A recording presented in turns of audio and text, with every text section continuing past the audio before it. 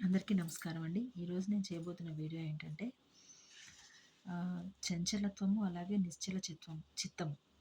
చంచలత్వము అంటే తెలిసిందే కదండీ!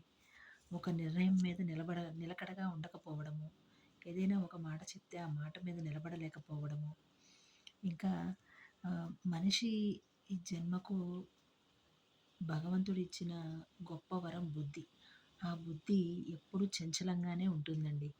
ఆ చంచలంగా ఉండే బుద్ధిని కొద్దిగా భగవంతుడి మీద మళ్ళించగలిగితే, అలాగే ధ్యానం మీద మళ్ళించగలిగితే, ఈ చంచల తత్వం తగ్గి నిశ్చల చిత్తం వస్తుందండి.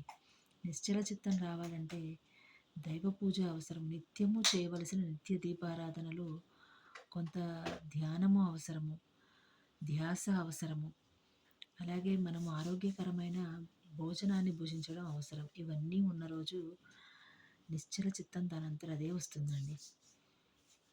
దానికి మనం కూడా కొంత తోడ్పాటు ఇవ్వాలి. అది ఎలా అంటే, ధ్యానాన్ని రోజువారీ మనం చేసే పూజలో క్రమం తప్పకుండా పెట్టినట్టయితే కానీ మనం కొన్నాళ్ళకి అలవాటు పడిపోతాము. నిశ్చల చిత్తాన్ని, అలాగే ఒక మాట చెప్తే దాని మీద నిలబడగలిగే తత్వాన్ని అలవర్చుకుంటాము. ఇది మనిషికి భగవంతుడిచ్చిన వరం కాబట్టి నిశ్చలంగా ఉండగలిగిన చిత్తం మనిషికి అవసరం. ఇప్పుడున్న యువతకి చాలా అవసరం. ఎందుకంటే వాళ్ళ చదువులకు కానీ, వాళ్ళ ఉద్యోగాలకు కానీ నిశ్చల చిత్తం చాలా అవసరం. చంచలత్వ భావన ఉంటే వాళ్ళని పర్సనాలిటీ డెవలప్మెంట్ టెస్టుల్లో వాళ్ళని క్వాలిఫై చెయ్యరు. చంచల తత్వం ఉంటే, నిశ్చలంగా ఉండగలిగే తత్వం ఉంటేనే వాళ్ళని ఉద్యోగాల్లోకి తీసుకుంటారు.